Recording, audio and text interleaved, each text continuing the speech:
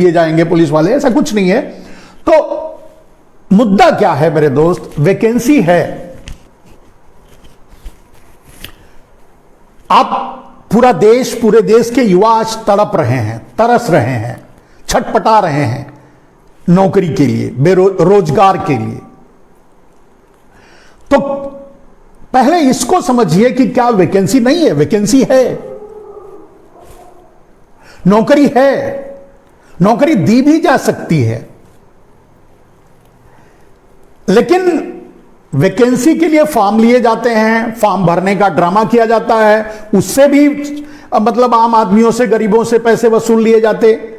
ना तो एग्जाम होता है, एग्जाम होता तो बराबर नहीं, एग्जाम होता तो लीक करवा देते हैं। यानी नौकरी का देने का ड्रामा तो उन्हें करना है, लेकिन नौकरी देनी नहीं है। अब आप सवाल उठाएंगे कि जब नौकरी है, ये तो सही बात है, सरकार खुद ही कहती है कि इस विभाग में इतना पद खाली, इस विभाग में उतना पद खाली। भाई मोदी के और अमित शाह के मंत्रालय में ही बहुत से पद खाली हैं, उनके ही अपने विभाग में, उनके अपने कार्यालय में ही।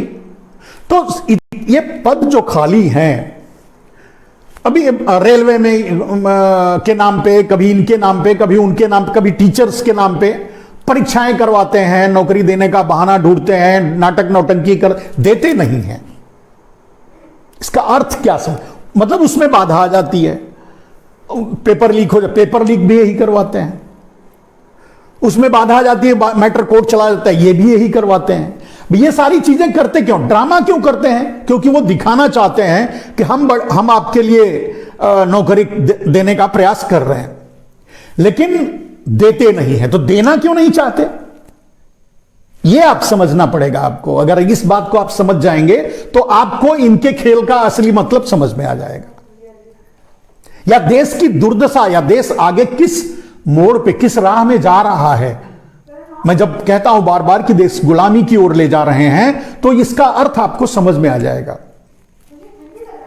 तो सारा ड्रामा करने के बाद किसी न किसी बहाने से नौकरी दी नहीं जाती।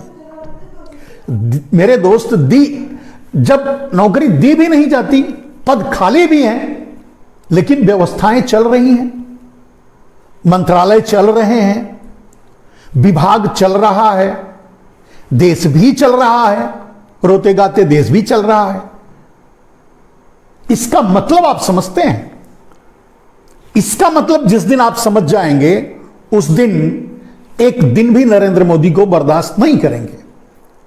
मेरे दोस्त, इसका मतलब यह है कि यह पूंजीवादी व्यवस्था, पूंजीवादी अर्थव्यवस्था, अडानी, अंबानी, वॉलमार्ट और अलीबाबा या अंतरराष्ट्रीय या राष्ट्रीय पूंजीवादियों द्वारा यह रचा गया षड्यंत्र, यह पूंजीवादी व्यवस्था को अब आपकी जरूरत नहीं है। मैंने जो कल कहा था उसी को इलेबरेट कर रहे हैं, आप समझने की कोशिश कीजिए। आपको देने का नाटक किया जाएगा, आपको नौकरी नहीं दी जाएगी, व्यवस्था चलती रहेगी, चलती रह। अब जैसे मान लीजिए शिक्षा विभाग है, शिक्षा विभाग में बहुत से पद खाली है, नहीं दिया जा रहा है, चल रहा है शिक्षा व्यवस्था। स्वास्थ्य विभाग में बहुत से पद खाली है, नहीं दिया जा रहा है, भरा जा रहा है, फिर भी चल रहा है। जब चल रहा है तो आपको नौकरी क्यों दे? तो इसके दो कारण हैं। पहली बात तो आपको नौकरी देकर के वो अपने खर्चे में कटौती नहीं करना चाहते, यानी वो अपने सेंट्रल विस्टा में खर्च में कमी नहीं करना चाहते। वो हवाई जहाज की 8,500 का हवाई जहाज जो खरीद कर घूमते हैं उसमें कमी नहीं, BMW में कमी, अपने सुख साधनों में कमी नहीं करना चाहते। वो आपके ही पैसे को, आपके ही पेट को काटना चाहते हैं। यानी अगर व्यवस्था ऐसे ही चल रही आपके बगैर, तो आपको नौकरी क्यों दे? अगर शिक्षा व्यवस्था चल रही है तो सरकार आपको नौकरी क्यों देगी? रेलवे व्यवस्था अगर चल रही है तो रेलवे आपको नौकरी क्यों देगी? कानून व्यवस्था है, स्वास्थ्य व्यवस्था है। जब हर व्यवस्थाएं, विधायिका है, संसदीय प्रणाली है, जहां भी आपकी जरूरत है, चाहे पुलिस विभाग हो, चाहे सीआरपीएफ विभाग हो, चाहे मिलिट्री हो, चाहे क्या कहते हैं एयरफोर्स हो, चाहे air force, military, navy, railway, insurance, उड्डयन, पर्यटन, इन सब में ही सरकार नौकरियां देती थी और पद खाली पड़े हैं। लेकिन सरकार वो इसलिए नहीं देना चाहती आपको क्योंकि जरूरत ही नहीं है। पद तो खाली पड़े हैं लेकिन काम तो उनका चल रहा है। जब उनका काम चल रहा है तो आपको क्यों नौकरी दें? अपना खर्चा क्यों बढ़ाएं? अपने खर्च में कटौती क्यों करें?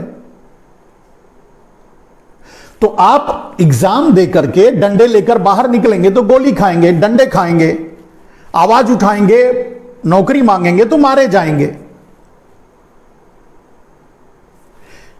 लेकिन इसका कारण क्या है दोस्त? कारण जब आप समझ जाएंगे तो आप फिर ना तो मांगेंगे और ना तो वो देने वाले तो है नहीं, आप मांगे या ना मांगे।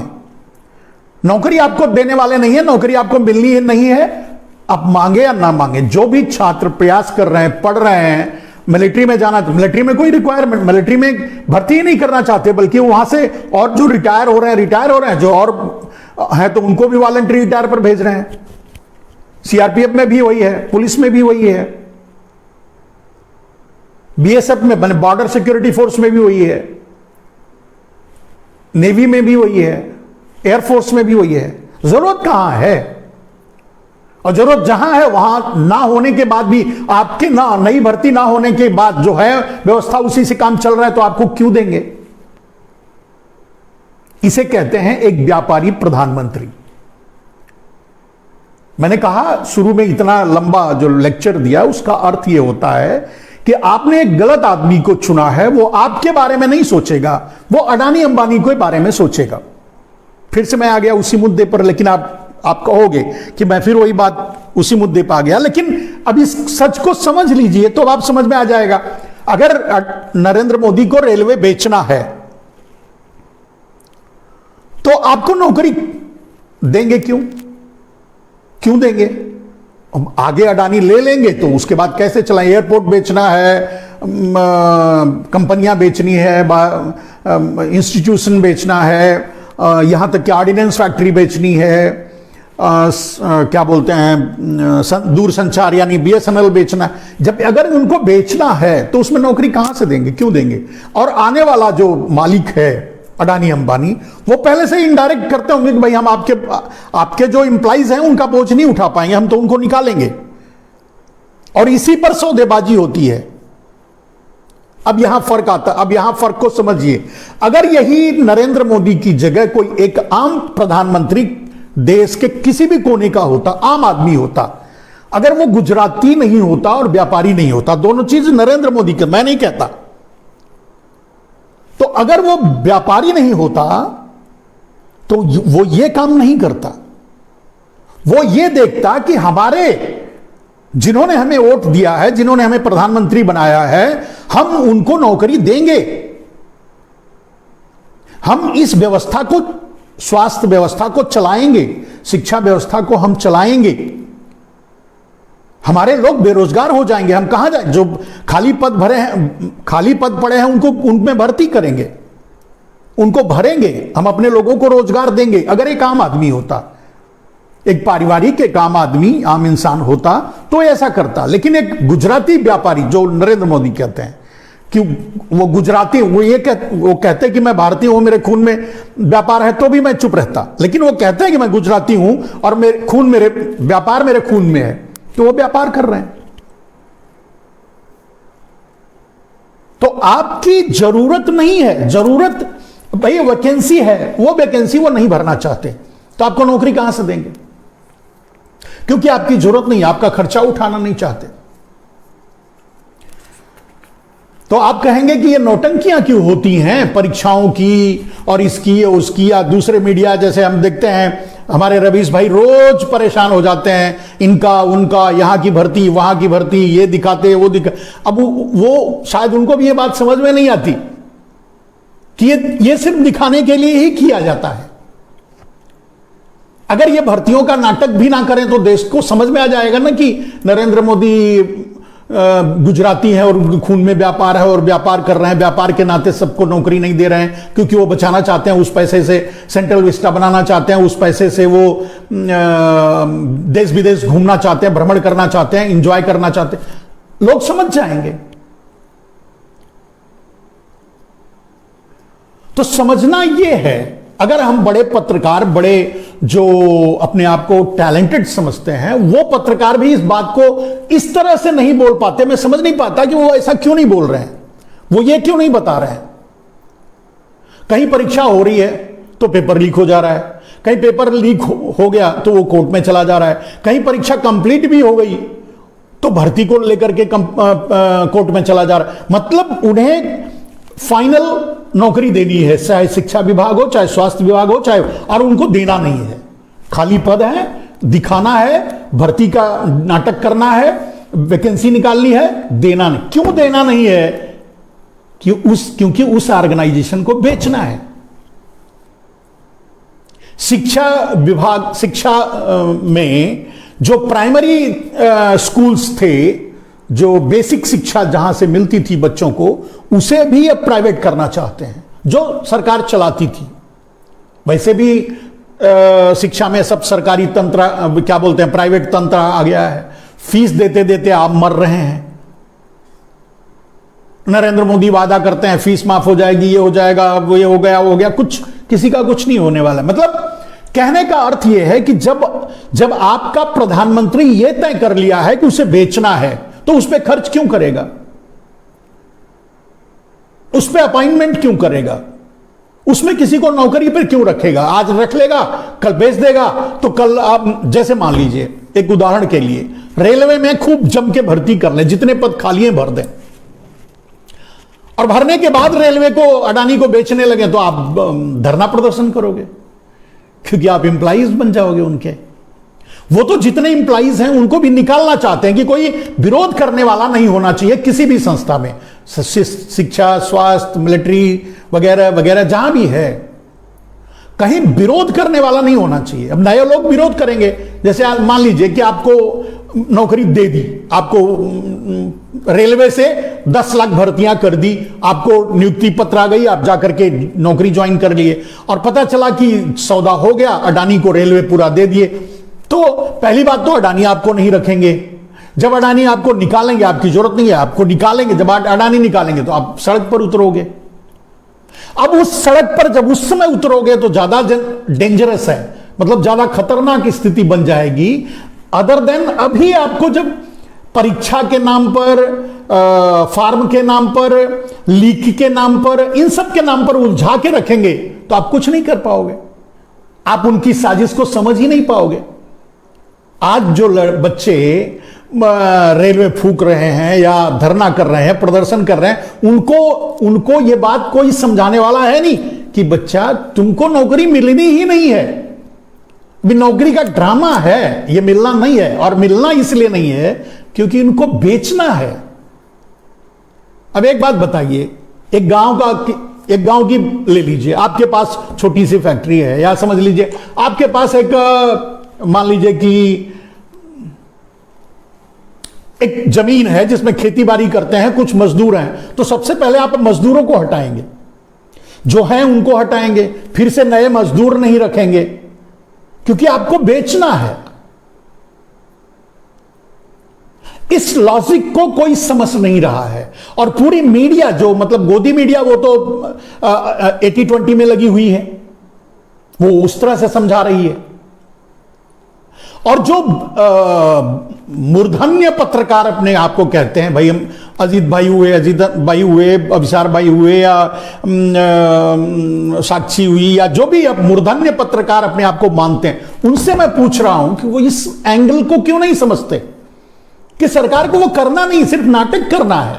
इस एंगल से बच्चों को समझाइए, देश को समझाइए कि वो मरे ना, कोई और रास्ता देखें। नौकरियां इसलिए नहीं दी जा रही हैं, वैकेंसी इसलिए नहीं फिल की जा रही क्योंकि उसे बेचना है।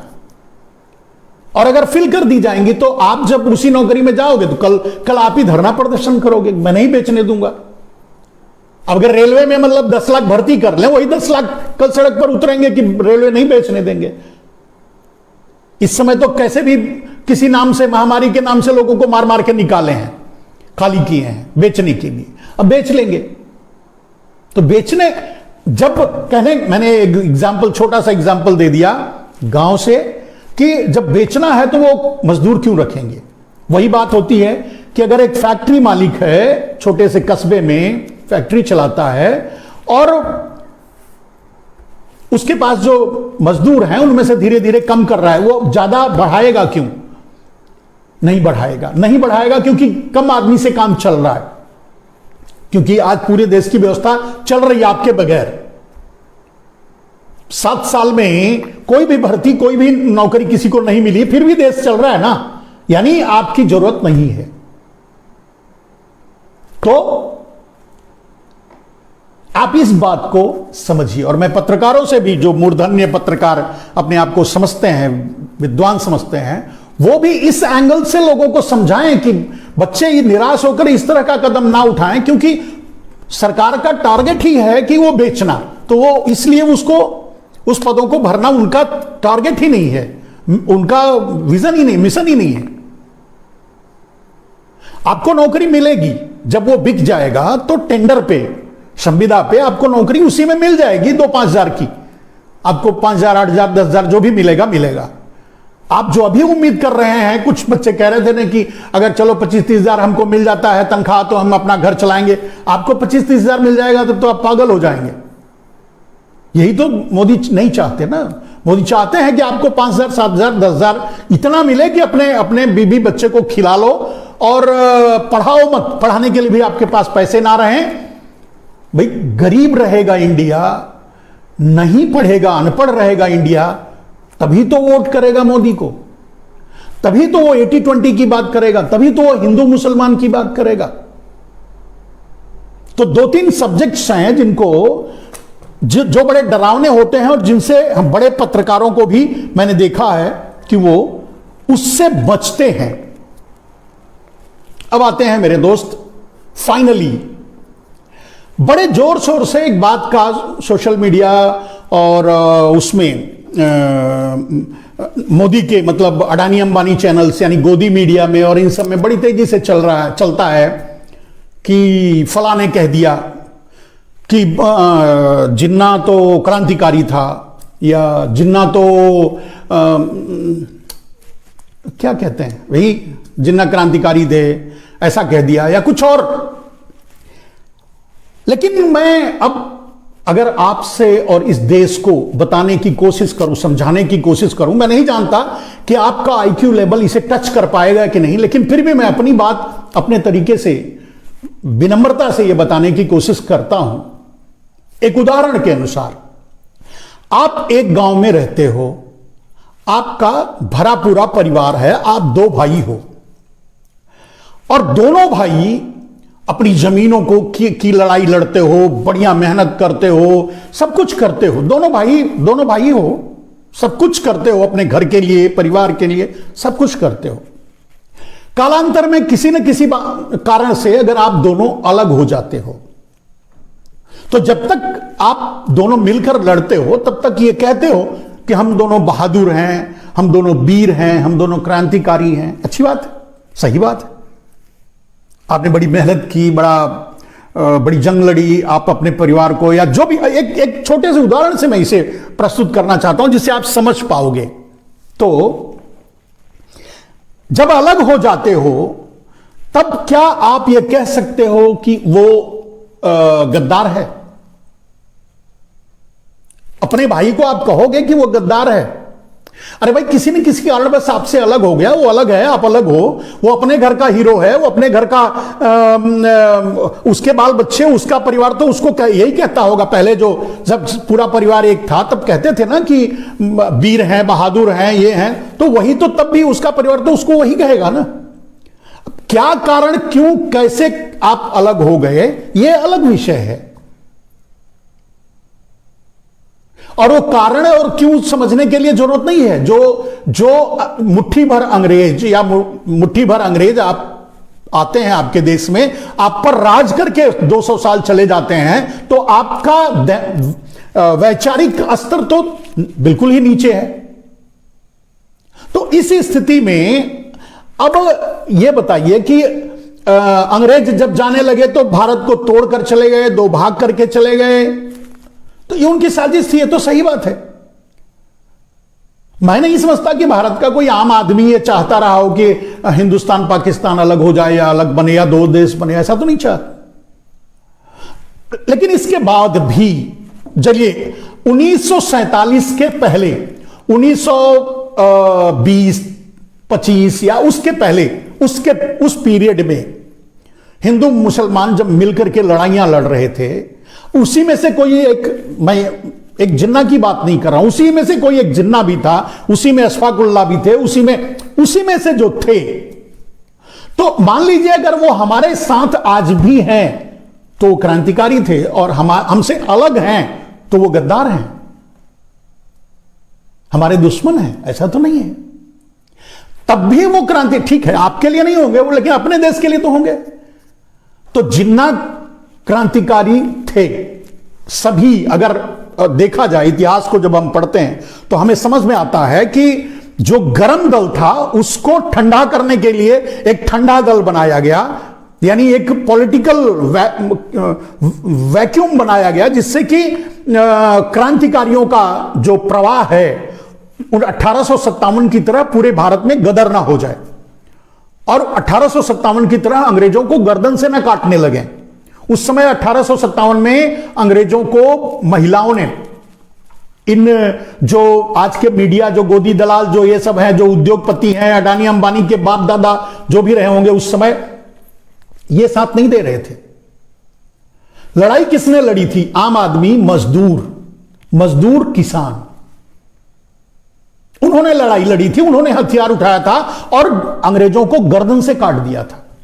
लाखों अंग्रेजों को गर्दन से हिल गए थे, वो भाग गए, भागने की स्थिति आ गई, भाग गए। 1857 की क्रांति कैसे कैसे उसको क्या क्या धोखे हुए, कैसे हुए, वो दमन हुआ, वो खत्म हो गया। लेकिन वही स्थिति फिर से ना आ जाए, इसके लिए अंग्रेजों ने एक ठंडा दल, यानी एक ऐसी व्यवस्था दे दी, एक पार्टी के रूप में या किसी चीज के रूप में, कि भाई ये इनको संभालेंगे।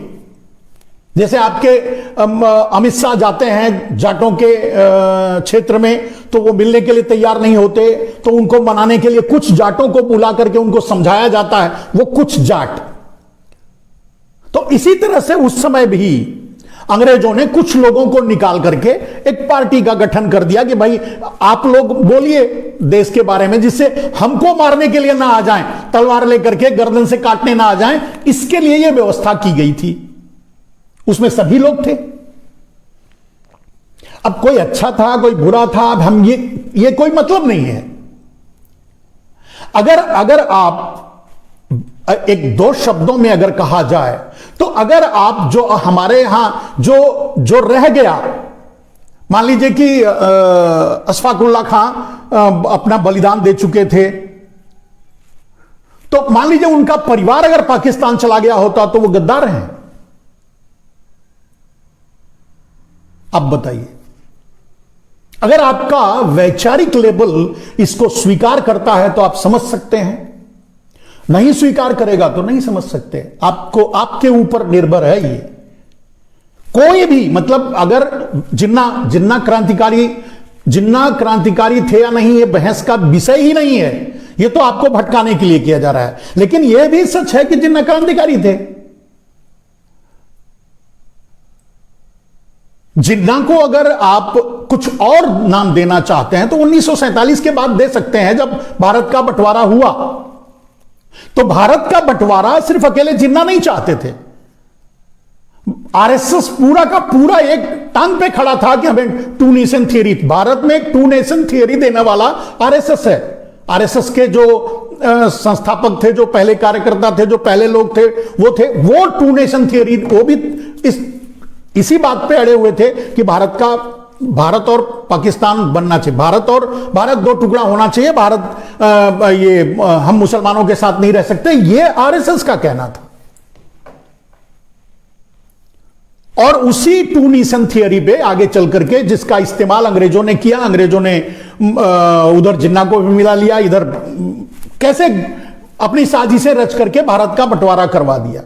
अब प्रश्न ये उठता है, मेरा बस प्रश्न इतना है कि जिन्ना को क्रांतिकारी कहने में या जिन्ना को जो और चाहे कहना चाहते हो कह लो, मतलब क्या है, अर्थ क्या है? या भारत के परिप्रेक्ष्य में उसका कोई मतलब ही नहीं है।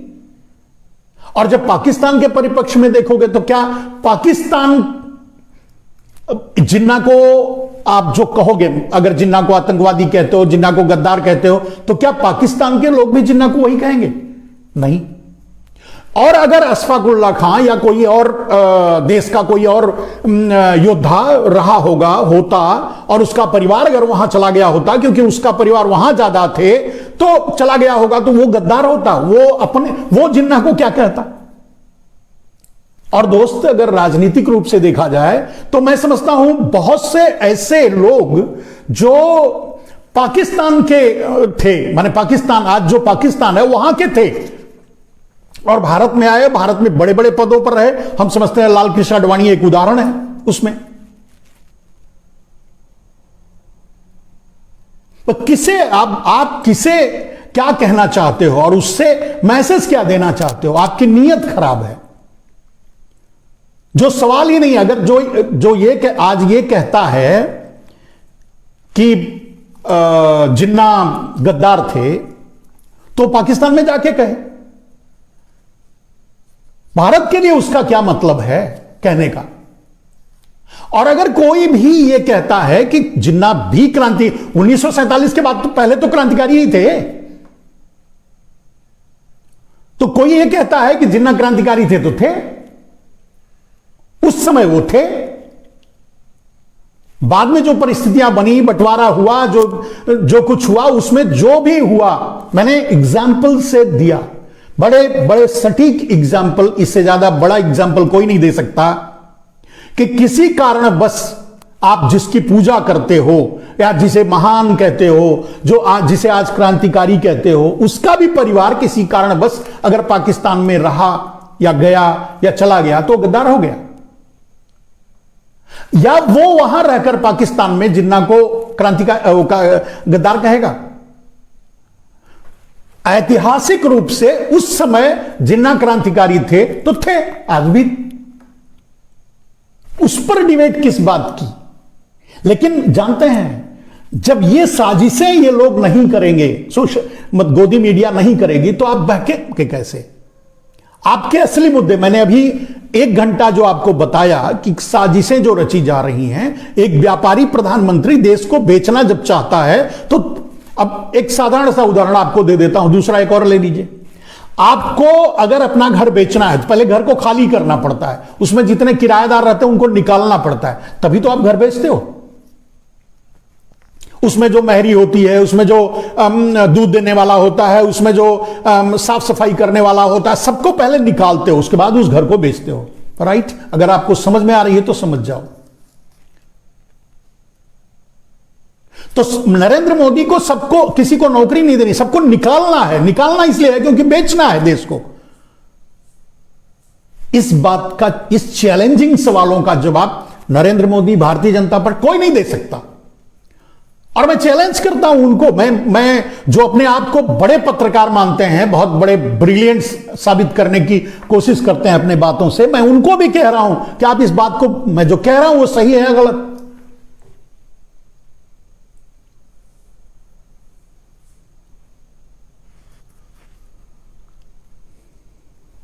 तो कहने का अर्थ यह है कि 2 चीजों का मैंने जवाब दिया जिसका भारत में कोई वजूद नहीं, कोई महत्व नहीं है। एक बात और बताओ, जब भारत आजादी के लिए लड़ रहा था, अंग्रेजों से लड़ाइयां चल रही थी, तो मैंने कहा है कि 0% गुजरातियों की भागीदारी, हमने कोई भी क्रांति नहीं किया है, क्रांति की लड़ाई नहीं लड़ा है, भागीदारी नहीं की है। यह तो एक विषय है, छोड़ो, यहां मैं नहीं रुकना चाहता। मैं जो बताना चाहता हूं वो ये कि चाहे कराची हो, चाहे ढाका हो, चाहे इस्लामाबाद हो, यह सब क्रांतिकारियों का गढ़ रहा है। वहां से क्रांतिकारी निकले हैं, लड़ाइयां लड़े हैं, हिंदू मुसलमान मिलकर लड़े हैं। उसके अलावा मैं भौगोलिक भौगोलिक स्थितियों पर भी ये बात कह रहा हूं कि कराची और लाहौर और इस्लामाबाद, ढाका, इन सब जगहों से लोग निकले हैं और क्रांति की लड़ाइयां लड़े हैं, अंग्रेजों से लड़े हैं, लोहा लिए हैं। उस समय वो क्रांतिकारी थे, देश के लिए लड़ रहे थे। आप किन कारणों से अगर देश का विभाजन हो गया, वो बांग्लादेश बन गया, वो पाकिस्तान बन गया, तो वो भूमि गद्दार हो गई, वहां के लोग गद्दार हो गए, वो हमारे दुश्मन हो गए। नंबर 1 दुश्मन कहो या नंबर 2 दुश्मन कहो, नहीं कहोगे तो आप गलत हो। ये क्या मतलब है? हमारे संबित पात्रा कहते हैं, संबित पात्रा जी पूछते हैं, लेकिन संबित पात्रा जी ये पूछते हैं पाकिस्तान हमारा नंबर 1 दुश्मन है या नंबर 1 दुश्मन नहीं है। लेकिन संबित पात्रा जी, आपसे मैं पूछता हूं, अगर आप इंटेलिजेंट हैं तो इस सवाल का जवाब दीजिए कि वो दुश्मन है या नहीं है, ये तो छोड़ दीजिए, लेकिन जिन्होंने 200 साल 250 साल आपको रौंद डाला, सरेआम मां बहन का बलात्कार किया, किसानों का कत्लेआम किया, शिक्षकों को जान से मार डाला, आपके शिक्षा व्यवस्था को जला दिया, ध्वस्त कर दिया, सब कुछ कर दिया अंग्रेज। आपकी पूरी व्यवस्था, आपका प्रधानमंत्री उनके तलवे चाट रहा है, चाहता है कि वो कैसे कब आए। और भाई उसी सी जिनपिंग को झूला झुलाया जाता है, उसी ट्रंप को झुलाया जाता है, उसी ब्रिटिश की महारानी को भोज दिए जाते हैं। क्यों?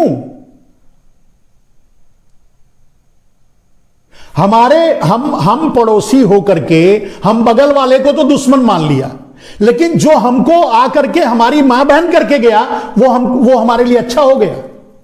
अंग्रेज हमारे लिए अच्छे हो गए आपके हिसाब से पात्रा जी? जो माताओं बहनों का सरेआम खुलेआम पब्लिक में बलात्कार किया, जो रौंदा देश को, जो दमन किया, जो देश को लूटा, वो अच्छा हो गया। उससे दोस्ती आपको चाहिए, उससे मित्रता आपको चाहिए,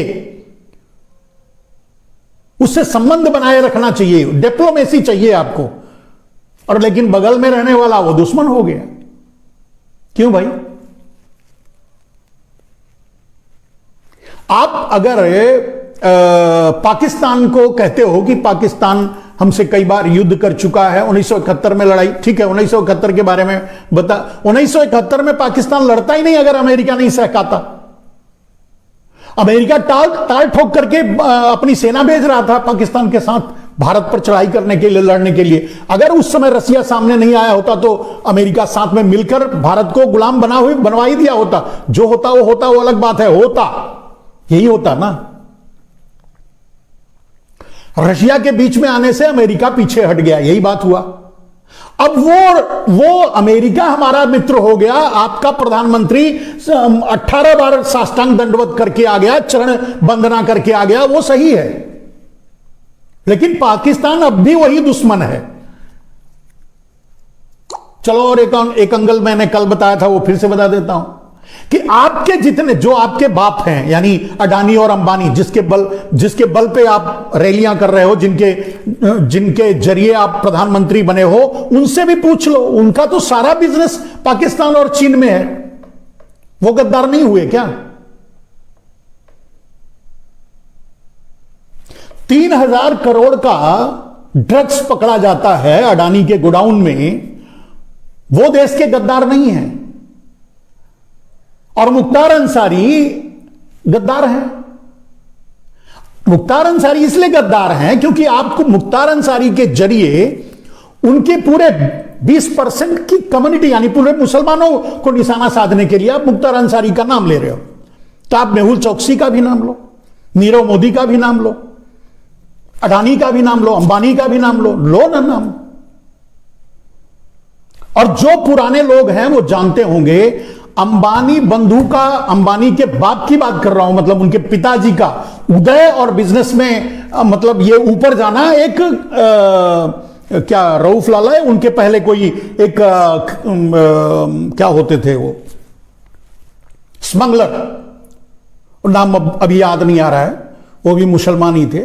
उनके पैसे से इन्होंने पूरी संपत्तियां बनाई, अब कंपनियां खड़ी की, ये किया वो किया। मतलब मैं कहना चाहता हूं कि स्मगलिंग के पैसे को लेकर के इन्वेस्ट करके अंबानी, धीरू भाई अंबानी अपने बिजनेस के वर्चस्व को बढ़ाया था। आप उन्हें क्या कहोगे? पढ़ लीजिए, पूरे पुराने इतिहासों में, पुराने न्यूज़पेपरों में मिल जाएंगे। आरोप लगा था, मैं नहीं जानता, आरोप लगा था ऐसा। और बहुत से नेता ऐसे हैं जो आज राजनीति में बड़े पदों पर हैं, बड़े हैं, उन पर आरोप लग चुका है कि उनका तो संबंध दाऊद इब्राहिम से था, उनका तो संबंध रऊफ लाला से था, उनका तो संबंध किसी और पर, वो नाम ही नहीं आ रहा है। सबसे पुराना जो स्मगलिंग करता था सोने होने का, वो नाम उसका नहीं आ रहा है। वो